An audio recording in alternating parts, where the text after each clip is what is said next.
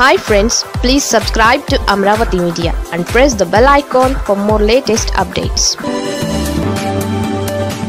Chandrababu political success సూత్రం ఇదే. మనిషికి కులం మతం ఉంటాయి, కానీ మనీకి ఇవేమీ ఉండదు. సూర్యుని చుట్టూ భూమి, డబ్బు చుట్టూ మనిషి తిరగడం ప్రకృతి స్వభావం. పవర్ అనేది పదవిలో కాదు, డబ్బులో ఉంటుంది. అందుకే పవర్ కోసం రాజకీయ నాయకులు ఎన్ని అడ్డదారులైనా తొక్కడానికి వెనుకాడరు. డబ్బుకు లోకం దాసోహమైనప్పుడు ఇక చంద్రబాబు, పవన్ కళ్యాణ్, లోకేష్, వైఎస్ జగన్ ఓ లెక్క. డబ్బు సంపాదించడం చేతకాని వాళ్లే దానికి విలువ ఏముందన్నట్టు మాట్లాడుతూ ఉంటారు. పుట్టుకతో డబ్బుతో కళ్ళు తెరిచామా, కళ్ళు మూసేటప్పుడు ఏమైనా వెంట పెట్టుకుపోతామా అని అంటుంటారు. ఇలాంటి మాటలన్నీ చేతకాని వాళ్ళ నోట వచ్చేవే తప్ప మరొకటి కానే కాదు.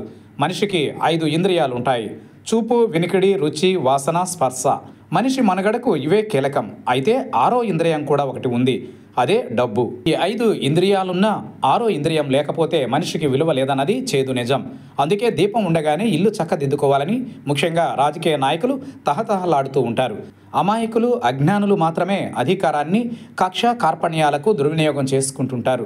ప్రతీకారం తీర్చుకోవడానికి అధికారాన్ని వాడుకోవడం అంత తెలివి తక్కువతనం మరొకటి ఉండదు. ఈ విషయంలో ముఖ్యమంత్రి చంద్రబాబును ఎంత మెచ్చుకున్నా తక్కువే. డాలర్ను ఇండియా కరెన్సీలోకి మార్చుకున్నట్టుగా అధికారాన్ని ఆర్థిక వనరుగా మార్చుకోవడంలో చంద్రబాబు, వైఎస్ జగన్ ఎవరికి వారే సాటి.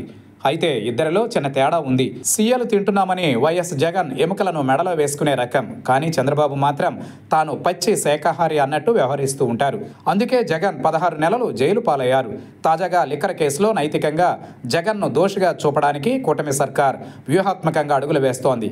కానీ 2 ఎకరాల ఆసామి అయిన చంద్రబాబు వేల కోట్లకు పడగలెత్తినా తనంతటి నిజాయితీపరుడు లేడని బిల్డప్ ఇస్తూ ఉంటారు. అందుకే తెలివి ఒకరి సొత్తు కాదని పెద్దలు చెప్పడం. తాజాగా ఇండోసోల్ సోలార్ ప్రైవేట్ లిమిటెడ్కు 1000 ఎకరాలను కందుకూరు నియోజకవర్గంలోని కరేడులో కేటాయించడం తీవ్ర వివాదాస్పదమైంది. ఈ సంస్థ షిరిడి సాయి ఎలక్ట్రికల్స్ అనుబంధ కంపెనీ కావడం గమనార్హం. షిరిడి సాయి ఎలక్ట్రికల్స్ అధినేత నరెడ్డి విశ్వేశ్వరరెడ్డి మాజీ ముఖ్యమంత్రి వైఎస్ జగన్కు బినామీ అని ఊరూరా డప్పు వాయించి మరీ ప్రచారం చేసింది ఈ చంద్రబాబు, లోకేషే. వీళ్ల ప్రచారానికి పెద్ద ఎత్తున చోటు కల్పించింది టీడీపీ అనుకూల మీడియాని. ఒకప్పుడు జగన్ బినామీ అయిన పారిశ్రామికవేత్త ఇప్పుడు చంద్రబాబు, లోకేష్లకు దగ్గరవాడు ఎలా అయ్యారు అనే ప్రశ్న ఉత్పన్నమవుతోంది. దీనికి సమాధానం డబ్బు. కరెన్సీకి సకల మార్గాలను కనెక్ట్ చేసే లక్షణం ఉంటుంది.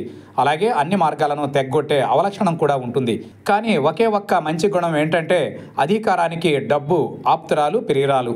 మహాభారతంలో అర్జునుడికి మినహా మిగిలిన కౌరవులు, పాండవులకు చెట్టుపై పక్షి కన్ను మినహా మిగిలిన అన్నీ కనిపిస్తాయి. కానీ అర్జునుడికి మాత్రమే పక్షి కన్ను కనిపిస్తుంది. అర్జునుడి ఆ ఏకాగ్రతే ద్రోణాచార్యునికి ప్రియ శిష్యుడిని చేసింది. అలాగే రాష్ట్రాన్ని పాలిస్తున్న చంద్రబాబు, ఆయన కుమారుడు లోకేష్కు షిరిడి సాయి ఎలక్ట్రికల్స్ యజమాని విశ్వేశ్వరరెడ్డిలో సంపద కనిపిస్తోంది.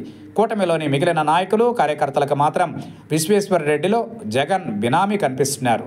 అందుకే వాళ్ళంతా ఎంతో వెనుకపడ్డారు. అలాంటి ఆలోచనలు రాజకీయంగా అలాగే ఇతరత్రా ఎదుగుదలకు అడ్డంకిగా మారుతాయి.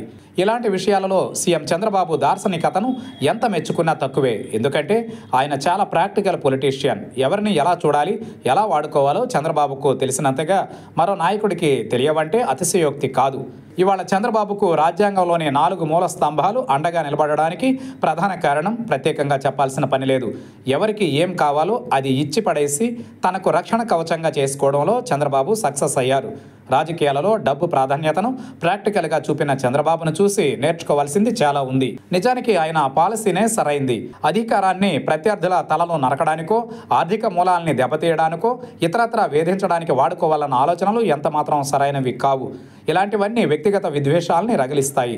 ఆ ఊబిలో ఇరుక్కుంటే రాష్ట్రంతో పాటు వ్యక్తులుగా నాయకులు కూడా సర్వనాశనం అవుతారు. ఇది అందరూ తెలుసుకోవాల్సిన విషయం. చంద్రబాబు ప్రజల కోసం మాట్లాడేది, ఆచరణ వేర్వేరు. ఆయన్ను అర్థం చేసుకోవాల్సిందే తప్ప ప్రశ్నించడం వృధా. రాజకీయాలతో చంద్రబాబులా ఆడుకున్న నాయకుడు మరొకరు ఉండరు. అలాగే డబ్బుకు దాసోహం కాని వ్యవస్థలంటూ ఉండవని నిరూపించిన ఘనత కూడా ఆయనకే దక్కుతుంది. చంద్రబాబు 4 దశాబ్దాలకు పైబడి తెలుగు రాజకీయాలలో రాణిస్తున్నారంటే అందుకు కారణం ఆయన్ను నడిపించే ఇంధనమే.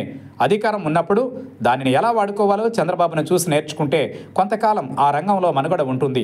ఇంకో మార్గం ఎంచుకుంటే ఎవరైనా మూల్యం చెల్లించుకోక తప్పదు. చంద్రబాబు అనుసరిస్తున్న విధానాలు ఈ సందేశం ఇస్తున్నాయి. తెలుసుకునే వాళ్ళ విజ్ఞతపై భవిష్యత్ ఆధారపడి ఉంటుంది.